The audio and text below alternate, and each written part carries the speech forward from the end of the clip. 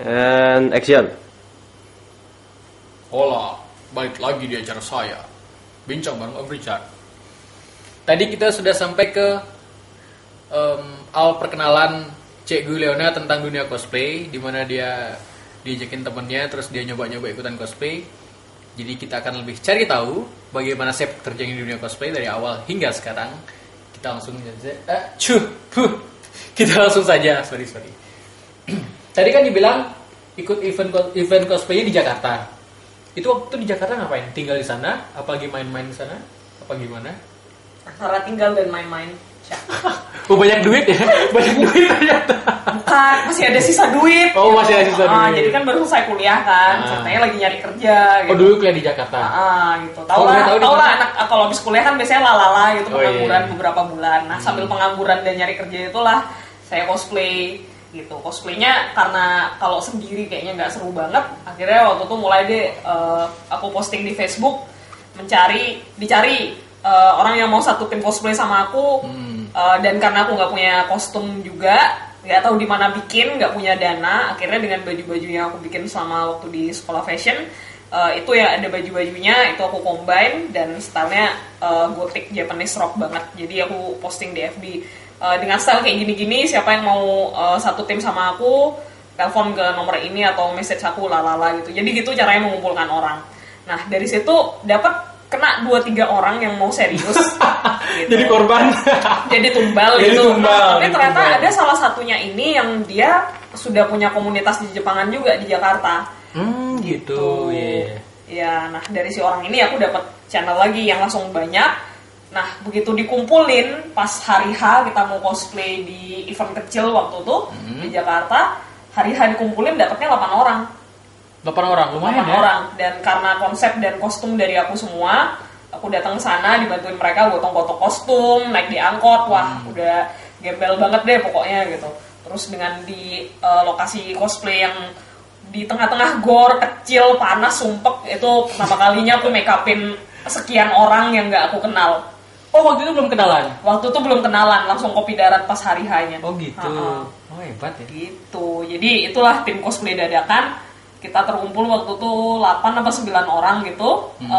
Kita nggak ikut lomba, tapi kita dinilai sama jurinya. Tau-tau menang gitu, keluar jadi juara favorit gitu. Iya, tim ini, tim Visual 9 menang juara favorit gitu. Kan anggotanya 8 orang. Enggak, 9 orang ternyata. Oh, 9? Visual, iya. Kayak gitu. Nama timnya apa gitu? Udah Visual 9 baiklah gitu. Tau-tau menang gitu. Sampai kaget gitu.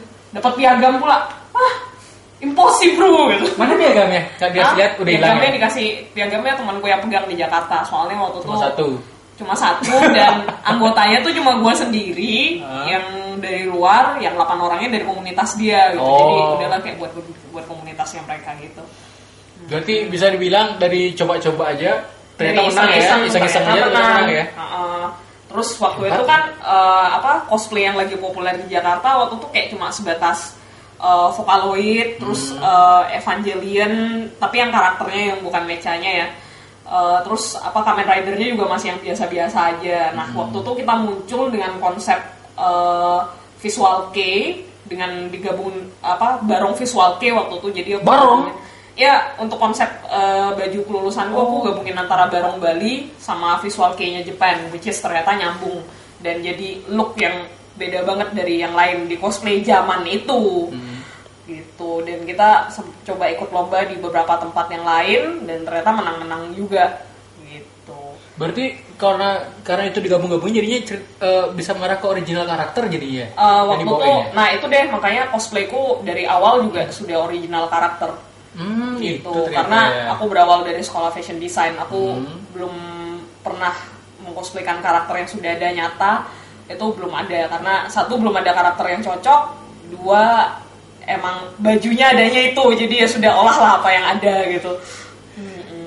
Itu kalau misalnya kita pakai kata lain istilahnya irit gitu. Ya kalau mau gamblang ya gue kere sih, gimana ya? Saya nggak bilang, dia bilang sendiri. Ya aku jujur aja anak kuliah loh waktu itu, ya Allah. Oh jadi dari iseng-iseng ikutin event, terus match-matchin kostum, tahu-tahu menang jadi juara favorit. Iya. Dan itu berlanjut.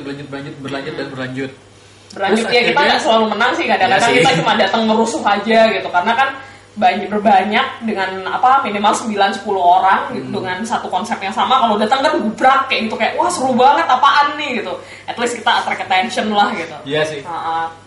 Gitu. Berarti kalau boleh tahu balik ke Balinya tahun berapa tuh berarti? Aku balik ke Bali sebenarnya akhir tahun 2010. Tapi waktu itu balik karena untuk ngebantuin nyokap baru ngebuka ada satu properti baru, dan aku ngebantu untuk jadi marketingnya di e-commerce-nya, dan konsentrasi di sana selama kurang lebih setahun sambil karena waktu itu ibu juga ada project mau buka studio yoga dan kita kesulitan nyari guru, jadi waktu itu aku belajar yoga juga gitu, sampai sempat teacher training ke Thailand selama sebulan. Oh gitu. Sibuk ya? Lumayan sih, dan waktu itu di Bali juga, waktu aku ke Bali sebenarnya aku setengah mati gitu nyari informasi tentang komunitas cosplay dan event cosplay di Bali ini di mana gitu, kenapa nggak ada. Waktu gitu. itu nggak ada? Waktu itu emang nggak ada, mungkin ada gitu, tapi kayak di kalangannya mereka sendiri internal banget, dan mereka nggak mengekspos dirinya di Facebook. Saya nemu grup-grup di Facebook tapi udah nggak aktif lagi, kayak grup yang udah datang ke sana tuh sering krik gitu.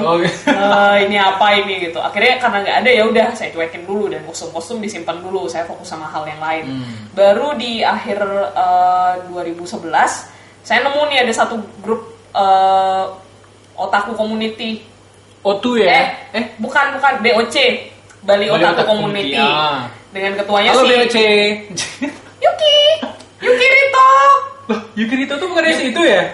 Si Agus itu. Iya, itu nih si Agus. Oh, dia ketuanya. Dia ketuanya. Kalau mau tahu di depan yang mendatangkan saya ke event di GOR waktu itu Yuki Rito itu udah pelakunya si Agus ya. Bro Agus. Romantic scene-mu tuh keren loh kemarin yang kejar-kejaran sambil lulus kepala itu. Lanjut. Boleh diulangin lagi, aku pengen lihat kok, boleh. Nanti di videoin ya, gitu. Terus lanjut. Jadi ketemu itu BOC. Saya ketemu Facebooknya BOC, and then ada info tanggal sekian ada event Yamaha cosplay bla bla bla. Oh iya Yamaha. Salah satu gini ya. Partner setia. Iya. Partner sangat setia. Iya, waktu itu ada si Kyutaro, ada si Katsu, ada Deki. Dan saya nggak kenal siapa-siapa, cuma kenal si Yuki Rito yang posting itu. Terus ya udah, karena saking kesemangatnya saya datang ke Yamaha tuh kepagian. Gitu. Puasa hasil lah diliatin gitu, mana bongkar. Nggak jualan kan waktu kepagian? Waktu itu belum jualan. Aku nggak tahu bisa jualan. Kalau tahu aku udah jualan. Lanjut. Gitu. Saya datang ke event itu. Waktu itu ngajak si Bintang juga, adekku, biar ada teman. Dia waktu itu cosplay jadi Sasuke, aku cosplay ya original lagi waktu itu. Lagi ya. Konsepnya visual kei juga. Terus ya udah seru aja sih gitu. Wah, ternyata di Bali ada nih kayak gini gitu. Terus aku dari situ aku dapat info lagi tentang event selanjutnya. Oh, ada nih lomba yang diadain sastra Jepang. Waktu itu Kohaku di sastra Jepang Unut. Nah, terus aku lihat kan, wah tanggalnya kapan nih? Wah, masih beberapa bulan kemudian gitu. Wah gila, di Bali masa nggak ada sih event apa lagi gitu. Nah, terus suatu hari setelah selesai suatu hari ting setelah aku selesai event di bersama Yamaha itu, aku ke MBG. Nah, di MBG aku lihat ada pengumuman gitu, Halloween bla bla bla bla bla, Halloween kostum gini gitu. Aku iseng aja ada inisiatif untuk nanya ke pihak manajemen gitu, boleh nggak anak cosplay ngumpul? Karena aku waktu itu ngerasanya gatel banget, kok kenapa nggak ada event gitu? Kita nggak bisa ngumpul aja sekedar ngumpul pakai kostum aja, iseng-iseng aja biar saling kenal. Aku tanyain ke manajemennya, mereka kita boleh apa nggak anak cosplay ngumpul? Aku waktu itu cuma minta izin kita jangan diusir satpam gara-gara bawa pedang atau jenisnya atau pakai kostum ya gitulah. Pihak MBG ternyata dulu pernah nih ada gitu. Kalau mau boleh aja kita kasih izin. Untungnya dikasih izin, jadi datanglah ngerusuh ke sana waktu itu dengan bantuannya komunitas BOC kita berhasil ngumpulin sampai 15 plus cosplayer. 15 sampai 20-an gitu. Dan waktu itu Anda original karakter lagi? Kayaknya sih original lagi.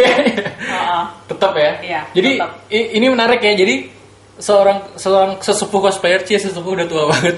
Seorang sesepuh cosplayer di mana dia selalu original karakter. Ini seru nih. Jadi apa namanya? Kan Anda selama ini tetap berjalan di jalan Anda sebagai original karakter nih. Kalau setiap cosplay, ada keinginan buat meranin satu yang sudah ada nggak? Tapi keinginan itu akhirnya masih tertahankan karena mungkin dananya belum ada atau merasa diri nggak cocok untuk meranin karakter itu. Ada banget, ada apa tuh? Karakter bukan. Nah, itu satu gitu. Kagak juga sih. Dulu pengen tahu waktu SD gitu, cuma masalahnya udah terlalu mainstream. Oh gitu. Iya. Tapi waktu SD saya sempat lu gitu, ulang tahun aku mau baju Sailor Moon gitu. Akhirnya dibuatin sih tapi rambutnya gagal. Waktu itu belum ada wig. Iya. Cerita anak SD gitulah. Ada karakter FF 12 Urba Yunfang. Urba Yunfang ya? Oh, bukan gitu. Yuna ya? Yuna tuh 10. Yuna tuh 10, Mang. Oh iya. Kasihan sekali. Parah sekali dia nge-troll saudara-saudara. Terus kenapa gak bawain karakter itu? Tersandung karena satu dan lain hal, wignya kagak ada, kostum belum bikin, terus karena kesibukan saya kan selama ini lebih banyak di belakang layar ya, gitu. Kayak kalau anak-anak ada event, aku yang ngurusin bolak-balik dengan penyelenggara eventnya gitu, supaya mereka bisa nyelip di sana, nongol di sana gitu.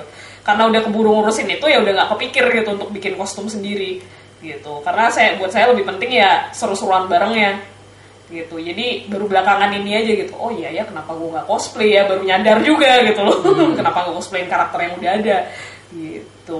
Tadi dibilang barusan bolak-balik untuk apa ngurusin acaranya. Berarti dalam beberapa acara yang sudah lewat ini ada dong yang mengurus formalitasnya, izin ke sana ke sini terus tempatnya. Ya kurang lebih kayak gitu sih. Ya bisa dibilang dari awal ya kita bergerilya di MBG itu juga ya izin ya aku yang nyariin gitu. Itu bergerak sendiri apa ada temannya? Itu bergerak waktu itu atas inisiatif sendiri dan sebenarnya untuk diri sendiri sih. Jadi waktu itu saya pengen cosplay tapi saya pengen mengajak korban-korban juga. Biar gak malu sendiri ya? Biar gak malu sendiri gitu. Jadi ya gak apa-apa lah aku yang jalan nyari izin gitu.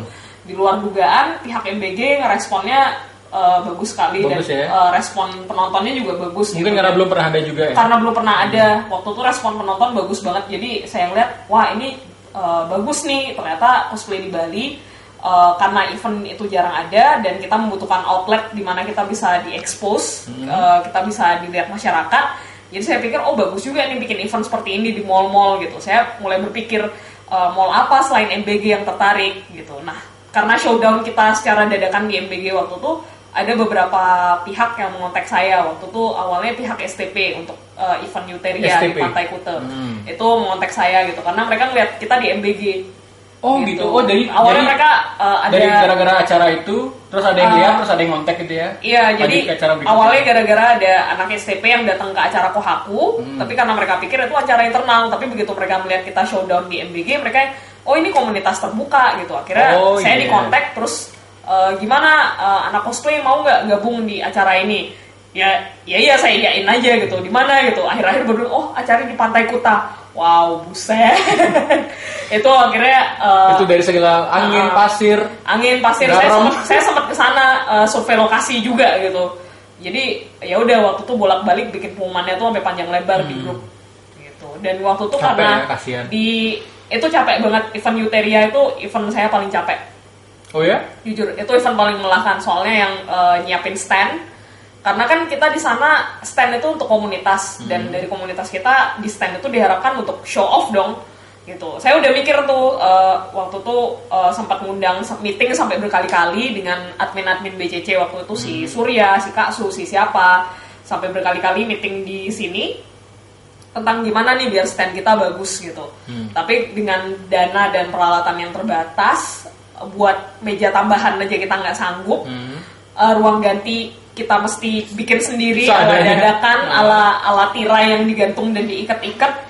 Jadi ya kayak gitulah waktu tuh kerja kerasku dengan admin-admin BCC yang lain. Kita benar-benar di balik layar tuh setengah mati nyiapin biar anak-anak yang datang itu bisa ganti dengan nyaman gitu. Ya biarpun akhirnya nggak terlalu nyaman sih, namanya tempatnya di pantai. Tapi karena waktu tuh event lagi jarang-jarangnya, jadi semangatnya tuh masih menggebu-gebu ya? Masih menggebu-gebu begitu. Bahkan kalau ingat lagi saya kangen gitu. Anak-anak dulu tuh semangatnya tuh sampai segitunya, ke Kuta, panas, debu, pantai, lengket, itu bela-belain mau, dan cosplaynya mereka bagus semua. For your information, kameramen kita waktu itu juga datang. Hai, sorot muka menit. Datang kan Gip? Dia tidak mau. Oh iya, tidak mau. Dia gini dia lagi sariawan. Jadi apa namanya? Di Euteria sendiri gimana tanggapan masyarakat yang melihat kalian waktu itu? Euteria itu waktu di pantai, kan? Saya sukanya adalah itu exposure yang bagus banget buat komunitas kita dan anggota kita meningkat drastis setelah itu karena pasti banyak yang add friend di Facebook. Banyak banget, saya nggak ingat lagi itu siapa. Sudah tradisi. Setiap habis event pasti ada ya? Iya, jadi saya waktu itu sebagian besar waktunya nyiapin stand dan ngejaga stand sampai saya waktu itu cosplaynya cuma sekian jam terakhir aja. Gitu. And then kalau berbicara tentang cosplay, kalau dari terbentuknya BCC sampai sekarang kira-kira menurut Cik Guliona, perkembangannya itu pesat dalam artian pesat yang positif atau pesat yang biasa-biasa aja, sekedar nambah member tapi nggak terlalu berkembang jadinya karena mungkin orang-orang yang cosplay itu aja atau gimana, atau mungkin nggak ada perkembangan cuma nambah member biasa aja buat ngeramein grup. Tengok, semuanya salah. Oh salah semua.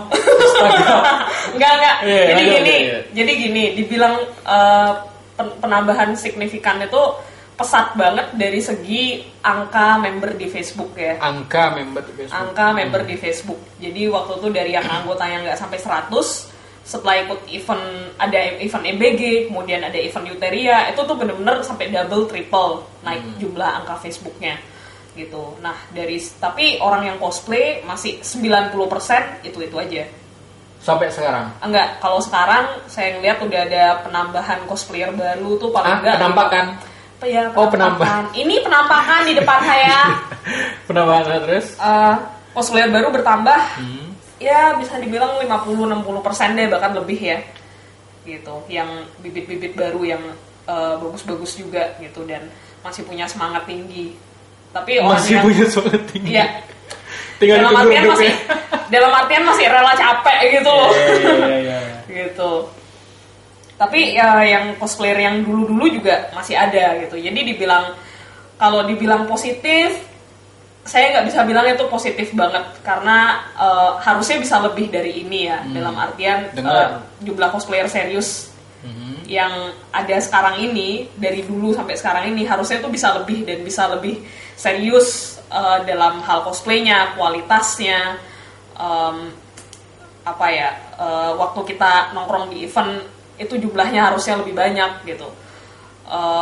Kurang terlalu signifikan, tapi saya lihat ada peningkatan yang besar sekali setelah event Deja Vu terakhir di RRI. Kayaknya sudah semakin banyak ya cosplayer sampai saya nggak kenal lagi kalian siapa ya. jadi buat yang belum kenalan, buru-buru deh kenalannya sebelum orangnya malas untuk kenalan sama member-member baru sih. Enggak. Pasti mau kenalan. Ya, benar ya? Aku nggak gitu kok. Welcome aja ya. Welcome aja sih. Sok baik di depan kamera. Nah, balik lagi ke genre cosplayer yang dianut udah kayak agama.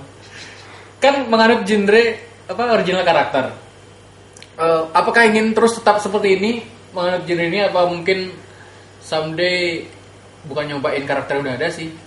Apa mungkin ingin menularkan kepada orang-orang lain untuk membuat seperti grup yang awal-awal terbentuk, jadi original karakter tuh berkumpul semua terus buat grup lagi seperti yang di event Jakarta itu, apa gimana? Mungkin kedepannya pengen sih seperti itu. Jadi orang-orang yang punya ide untuk bikin original karakter itu saya pengennya bisa gabung dalam satu grup dan kita bisa saling sharing konsep. Dalam artian kayak mengasah karakter masing-masing gitu. Oh gimana biar tampilannya bagus gitu, konsep karakter ini apa gitu. Jadi nggak cuma sekedar lu bikin karakter terus ditampilkan terus udah, tapi bener-bener bikin sesuatu yang emang punya konsep gitu. Karena dari hal-hal yang original itulah kita bisa membuat memberi inspirasi buat banyak orang gitu. Alasanku cosplay original adalah karena sebenarnya aku punya misi pengen mengangkat culture Indonesia dan culture Bali, which is potensinya banyak tapi nggak terlalu tergali gitu. Karena di luar sana udah banyak cosplayer lain yang memerankan karakter yang mereka suka, which is totally okay, dan aku juga pengen seperti itu.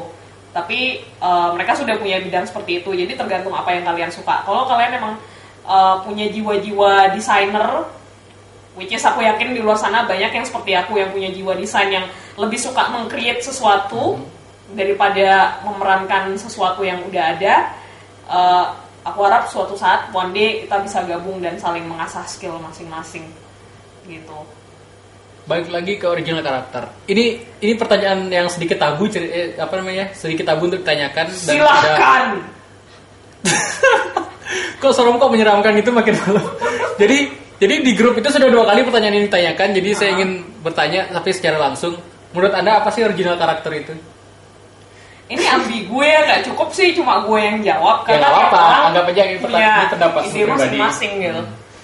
Original karakter itu baru bisa dibilang karakter yang bagus kalau emang karakter itu punya konsep dan punya cerita yang kuat yang mendasari tampilannya dia gitu. Jadi kita kalau cosplay sebagai original karakter it's all about the look kan, itu semua tentang tampilan. Tapi dibalik tapi tampilan itu nggak akan bagus kalau kamu nggak mendukungnya dengan konsep yang kuat, dengan cerita yang kuat gitu.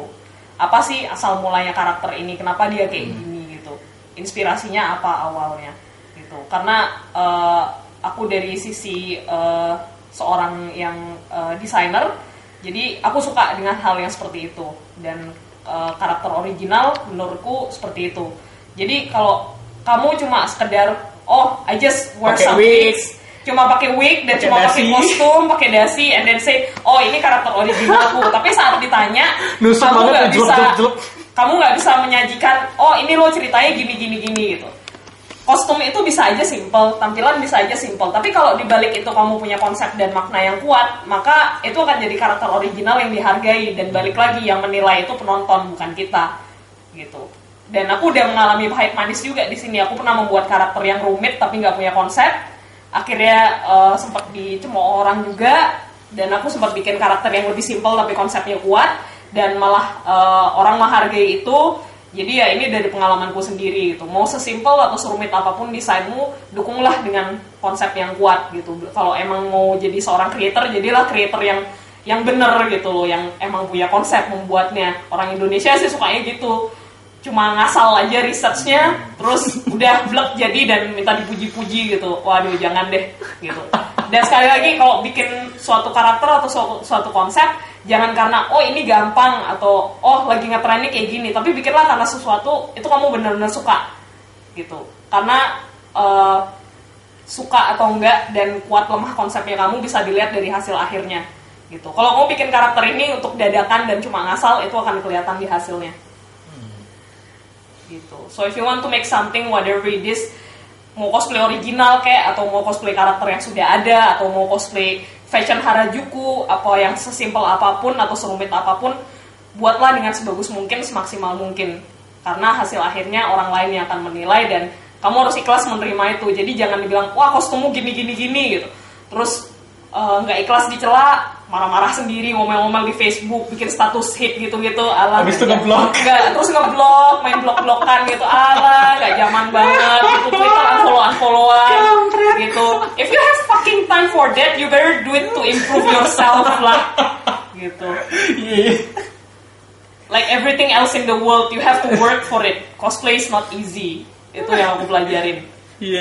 Apapun alirannya ya, yang original, yang tokusatsu gitu. Udah? Udah. Maaf saya ketawa. Itu benar-benar nusuk ya, buat sebagian orang yang merasa itu nusuk sekali. Jadi berkacalah pada diri Anda di kamar mandi. Terus balik lagi ke acara cosplay. Ke cosplay itu sendiri. Kan sekarang muncul banyak member baru di BCC. Menurut pandangan seorang Cik Guliona, entah mungkin dipandangin atau enggak, terus diikutin atau enggak, cosplayer baru mana yang menurut Anda berpotensial untuk jadi cosplayer hebat? Dan harus sebut merek ya? Kayaknya gak enak kalau sebut merek deh. Merek apa nama nih? Nama, maksudnya ya merek. Suka-suka aja sih sebenarnya. Mau sebut boleh, mau dikasih beberapa. Sebut saja bunga boleh. Ya sebut saja bunga gitu. Beberapa bunga Jadi gini, di antara sekian banyak cosplayer baru BCC, aku ngeliat sebutin aja gini, karakter yang dibawain. Nah, jadi kan bisa kisi-kisi. Sebutin karakter yang dibawain. Aku nggak mau kayak gitu, nanti nggak adil kesannya. Oh gitu ya, dah. Lanjut. dari sekian banyak karakter yang member baru yang muncul, jujur yang kelihatan serius dan yang kelihatan ngerti tentang gimana berusaha maksimal dan membuat konsep jadi bagus itu mungkin cuma 20% dari sekian banyak deh gitu. 20% dari 700 sekian member ya? Iya, cosplayer baru ya gitu. Dari sekian banyak cosplayer yang baru-baru ya mungkin 20%-an. Tapi yang saya cukup surprise adalah semakin kesini, maksudnya semakin event yang semakin kesini, mereka sudah tampil dengan kostum yang semakin baik. So semangatnya aku acungin jempol, keep that up. Kalian cuma perlu permak lebih banyak lagi. Gimana caranya? Dan yang paling penting adalah sering-seringlah minta ilmu dari senior-senior yang lain gitu. Sering-seringlah minta dikritik dan harus mau dikritik gitu. Yang aku lihat penghambatnya anak-anak baru, mereka susah maju adalah mereka mungkin karena masih muda dan masih remaja banget. Kelihatan tua banget. Sudah tua hadirin. Ngajar kamu juga. Oh iya, sama seangkatan. Kalian kalian harus mau dikritik sih. Dan percaya deh, kalau kalian mau dikritik di sini itu bisa membantu kalian jadi lebih dewasa dan jadi orang yang lebih baik gitu.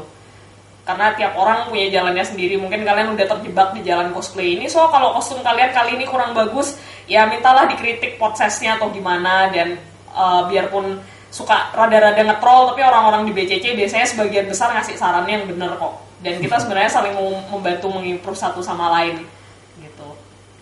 Yang aku lihat adalah itu anak-anak baru suka bandel kalau disuruh kostumnya harusnya gini gitu. Entah mereka yang nggak mau lagi cosplay gitu, atau tetap dengan kekeh gitu, pokoknya harus kayak gini yang bagus gitu. Coba itu dikurangi ya sikap seperti itu. Terus research lebih banyak lagi tentang karakter yang kamu mau perankan, tentang kostumnya harus kayak gimana, dan tentang pendapat orang-orang gitu. Itu banyak pelajaran berharga di situ, walaupun awal-awalnya nusuk gitu. Jujur aja aku nggak akan ada di sini kalau kata-kataku nggak nusuk buat kalian. Cie, dengar itu ya. Jadi salah satu persyaratan saya wawancara sini adalah dengan mengeluarkan kata-kata nusuk. Jadi jangan sakit hati. Terus lagi, sebelum kita akhiri topik cosplayer ini, saran buat member-member baru yang mungkin masih malu-malu dia untuk cosplay, jadi dia masih baru nanya-nanya, tapi dia belum muncul di acara-acara, itu gimana tuh? Biar mereka tuh lebih, mungkin lebih berani atau lebih semangat untuk nyoba, setidaknya untuk cosplay dulu lah ya, sebelum perform kalau misalnya ada acara. Saya highly rekomend kalian untuk sebelum ikut lomba, sebelum ikut perform, kalian cosplay dulu, lihat dulu. Dan rasain dulu capeknya cosplay itu kayak apa gitu. Rasain kayak gimana rasanya jadi karakter yang lain selama sehari, selama beberapa jam. Rasain gimana capeknya pakai wig. Rasain gimana makeup lengket-lengket, meleleh-meleleh. Kalau kalian bisa menikmati itu, harusnya kalian bisa jadi cosplayer yang lebih baik dari sekarang gitu. Dan jangan malu-malu, kalian cosplayer kan. Ngapain kalian cosplay kalau masih malu-malu? Kita cosplay tuh buat malu-maluin, please deh. Cosplay buat malu.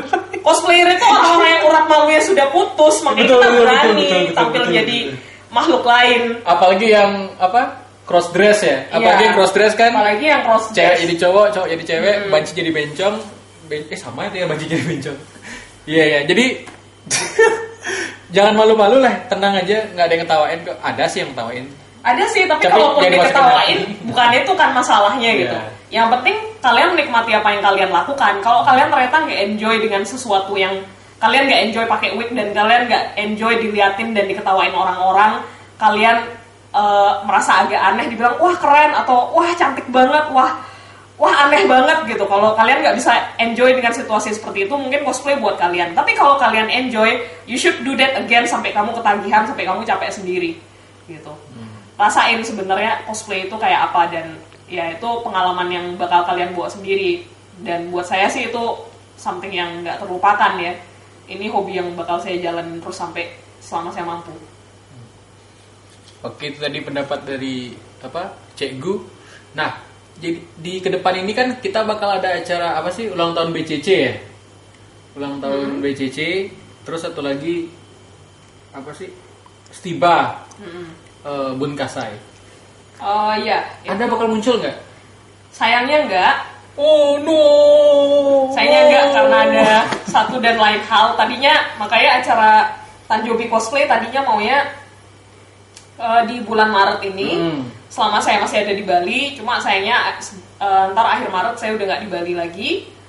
Jadi dan ketua Mbah Sesepuh CEO yang mendirikan BCC juga memutuskan untuk diundur. So diundur dulu dan saya turun pangkat dulu jadi sponsor gitu. Nah untuk acara Stiba itu kayaknya bakal jadi acara internal, tapi itu secara lomba cosplay itu bakal jadi serius banget. So siap-siaplah buat event itu dan tunjukin yang terbaik, tunjukin komunitas cosplay Bali itu masih eksis dan kita tuh bagus. Kalian harus pede, kita itu bagus. Gitu. Siap-siaplah buat event itu. Sana siap bikin kostum yang bagus. Awas kalau nggak bagus. Berarti intinya nanti di Stiba berarti nggak muncul ya? Di Stiba nggak muncul, di Tanjobi juga maaf belum bisa muncul. Kalaupun muncul mungkin nanti lewat Skype aja. Sambungan internasional, cie. Gitu. Berarti ntar waktu di Skype itu gini ya? Cosplay sambil Skype. Iya mungkin ya kenapa enggak gitu, belum ada yang melakukan itu kan ya mungkin gue bakal melakukan itu, kenapa enggak sih gitu. Bagus tuh kayaknya. Artinya kan cosplay bisa di mana aja, apa gunanya Skype kalau gue nggak bisa cosplay sambil Skype. Terus ntar tiba-tiba kayak film Sadako 3D muncul, Jeng. Aku nggak gitu, aku munculnya keluar dari slot USB. Dalam bentuk cairan. Udah mulai gila. Oke, kita akhiri sampai di sini topik cosplay. Sekarang ini, nah bisa kalian lihat di sini ada baju yang dilipat-lipat. Ini kenapa nih? Ini mau jualan ceritanya? Ini astaga udah taruh lah. Bisa ini sisa kain-kain saya yang sisa kain? Iya, sisa kain. Ini mau dibikin jadi baju. Terus? Yang bertanya-tanya bukan baju cosplay ya, baju untuk sendiri. Tapi mungkin bisa dipakai cosplay juga. Gitu. Rencananya mau dijual ya? Enggak. Rencananya mau dijual, cuma belum tahu karena masih menunggu produksinya, proses produksinya agak lambat. Terus sepatu dijual nggak?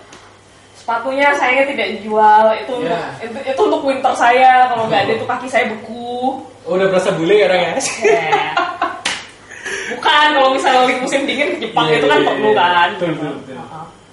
Terus juga, ya, buat yang masih mau lihat, agak sedikit terganggu. Selamat datang di sarang saya. Selamat datang di gua privatnya Cek Guleona. Tidak seperti wanita kebanyakan. Astaga, gak usah disebut deh. Maaf.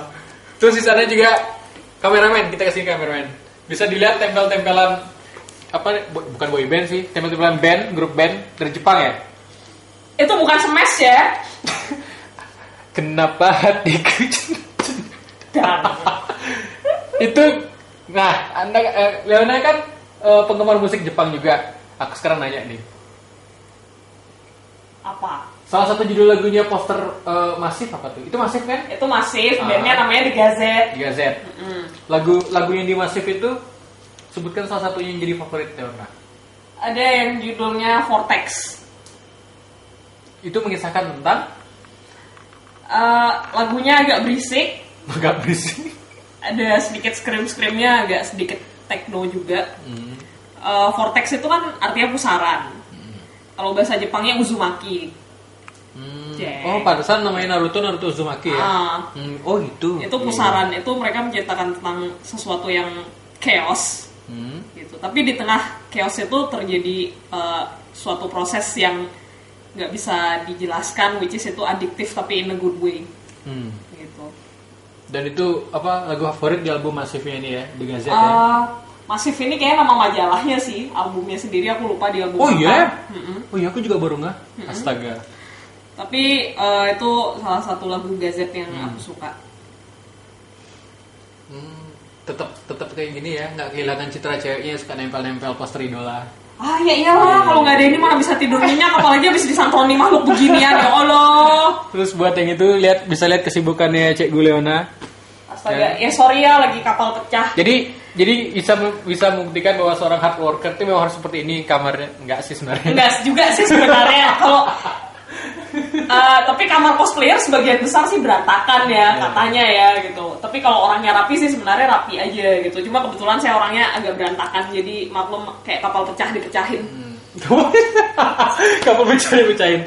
Nah, terus sekarang setelah tadi musik, terus ini kan tadi bilangnya mau ke apa? Udah nggak di Bali lagi. Itu ceritanya mau kemana tuh? Jalan-jalan. Langlang Buana sedikit. Jangan di spoiler dulu, nanti saya Skype kalian dari sana. Ais, sedap. Kita kira-kira itu jangka waktunya lama nggak? Lumayan. Sampai tahunan? 1-2 tahun. Oh, 1-2 tahun. Oh, jadi buat kalian member baru. Kalau sebentar, paling 2 kali event Kohaku gue udah balik lagi. Toto, cek gue udah nongol lagi gitu. Jadi buat kalian yang belum kenalan, aduh sayang sekali ya buat member-member baru. Buru-buru deh kesini nggak? Nah, Allah, aku masih di FB kok, aku masih hidup, susah amat sih. Oh iya. Selama ini komunitas cosplay kan kita ngumpulnya ngerusuhnya tuh lebih banyak di FB. Banyak yang nanya komunitas cosplay ngumpulnya tiap hari apa gitu. Hari apa ya? Kapan ada event itu kami muncul gitu. Kalau nggak ngumpulnya di FB aja, nge-troll gitu-gitu. Nah, ini ngomong-ngomong tentang FB nih aku penasaran nih. Dari sejak kapan ya kalau salah ya? Kita kenalan itu kapan ya? Kohaku kalau salah ya? 2011 ya? Kok gak pernah ganti foto sih sampai sekarang? Aku penasaran lah yang gitu. Oh itu. Padahal foto-foto banyak yang baru tuh yang jadi ganteng apa? Opa ganteng style ya. Itu kan ada tuh yang pakai wig putih. Kok gak diganti sih? Aku males. Jawabannya singkat saja.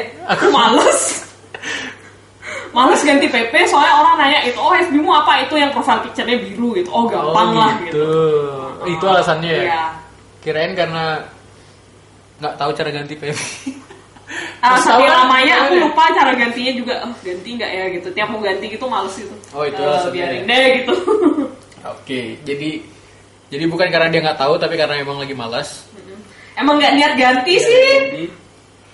Terus juga setelah di dunia percosplayan, kita sedikit keluar dari dunia cosplay, kita ke kehidupan sehari-hari. Jadi di samping cosplay itu sendiri, Cek Gu Leona ini bekerja sebagai apa sampai saat ini? Nah, di kehidupan nyata aku instruktur yoga. Jadi buat yang belum tahu, meskipun bentuknya seperti ini, dia instruktur yoga. Jadi badannya bisa seluntur Luffy, bisa mengembung, bisa mengecil, bisa ngelipat-lipat. Betul begitu kan? Menggembungnya bisa, tapi kalau bisa mengecil saya akan bahagia sekali sebenarnya sih. Saya juga. Aku tahu perasaanku. Yeah. Jadi selain instruktur yoga apa lagi? Instruktur senam? Enggak, instruktur yoga, terus manage studio juga. Studio apa nih? Studio yoganya. Studio yoga. Oh, kira studio foto. Harus di manage. Kalau studio foto sih aku seneng ya, mungkin aku udah cosplay tiap hari. Sayangnya bukan studio foto. Gitu. Sama ya membuat baju-baju sendiri dan ya itu mengurusi BCC. Aku bolak-balik di balik layar. Jadi buat kalian yang belum tahu, ini seksi capek ya. Seksi capek. Jadi buat kalian serius lah ya. Saya Eka Putra, Eka Nugraha, Q Taro, Puspa, Surya, Niki, Vivi, Deko, ya itulah kita itu seksi capek ya itu.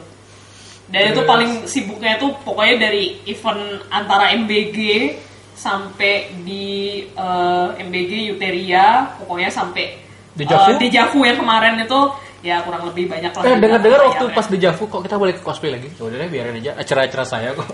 Jadi waktu Dejavu tuh katanya diminta dadakan jadi peserta ya, karena kekurangan peserta apa gimana tuh? Karena kuotanya kurang. Kuotanya kurang ya. Orang aku mau jualan. Dengar dia mau jualan terus cosplay menang pula kan? Aku tuh tadinya mau jualan ya, tolong ya, terus mau jualan cosplay.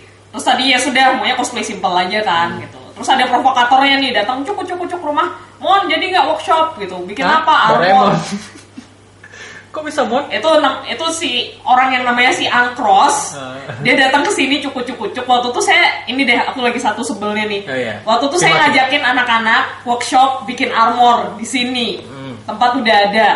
Teachernya udah ada si Angkros. Datang jauh-jauh dari Bandung. Gitu.